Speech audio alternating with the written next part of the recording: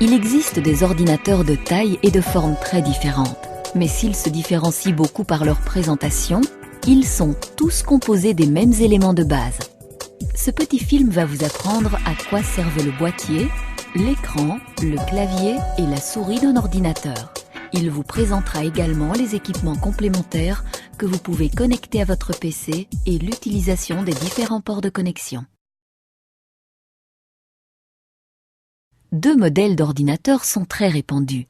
Les ordinateurs de bureau, en anglais desktop, et les ordinateurs portables, ou en anglais encore, les laptops.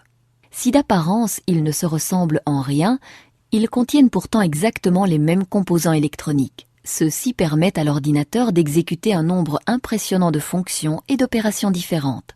Les composants électroniques d'un ordinateur de bureau résident principalement dans un élément séparé appelé le boîtier. En dehors des composants intégrés dans ce boîtier, que l'on appelle aussi la tour, un ordinateur possède toujours d'autres éléments externes, un clavier, une souris et un écran. Le clavier et la souris vous permettent d'encoder vos commandes qui seront traduites en langage informatique par les composants électroniques de votre ordinateur. L'écran vous permet de visualiser le résultat de ces commandes. Le clavier sert à des textes et aussi à exécuter de nombreuses commandes. Il fonctionne conjointement avec le petit appareil que l'on appelle la souris. Elle est reliée à l'ordinateur par un câble, tout comme votre clavier, bien qu'il existe des versions sans fil de ces deux appareils. Les ordinateurs portables, lorsqu'ils ne sont pas munis d'une souris, disposent d'un pavé tactile ou touchpad, une surface carrée sensible au toucher située en dessous du clavier. Comme la souris, il s'agit d'un dispositif de pointage. En glissant votre doigt sur cette surface, vous dirigez le curseur qui est représenté par une petite flèche sur votre écran. Votre écran ou moniteur est un peu comme une télévision. Et d'ailleurs, comme pour les télés, il en existe une grande variété. Auparavant, il s'agissait surtout d'écrans à tube cathodique.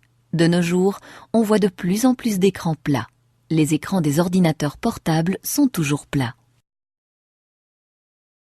Quel que soit le type d'ordinateur dont vous disposiez, il est immanquablement équipé de ces 4 composants.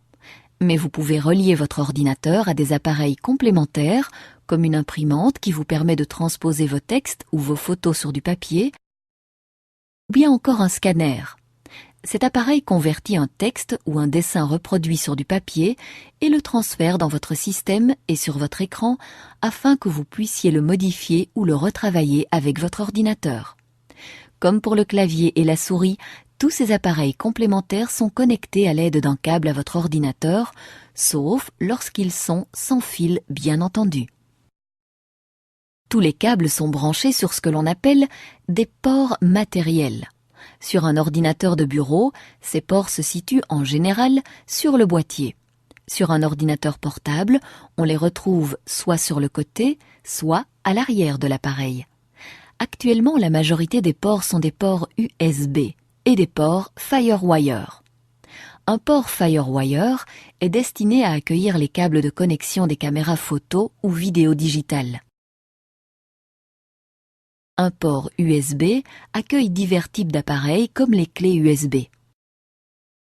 Ces petits outils très pratiques vous permettent d'enregistrer et de conserver des documents, des photos ou de la musique comme vous le feriez sur un CD. Il s'agit en fait de la version moderne et bien plus puissante des anciennes disquettes. Ce film vous a présenté l'utilité d'un boîtier, d'un clavier, d'un écran et d'une souris. Vous savez aussi que vous pouvez relier d'autres appareils à votre ordinateur. Profitez bien des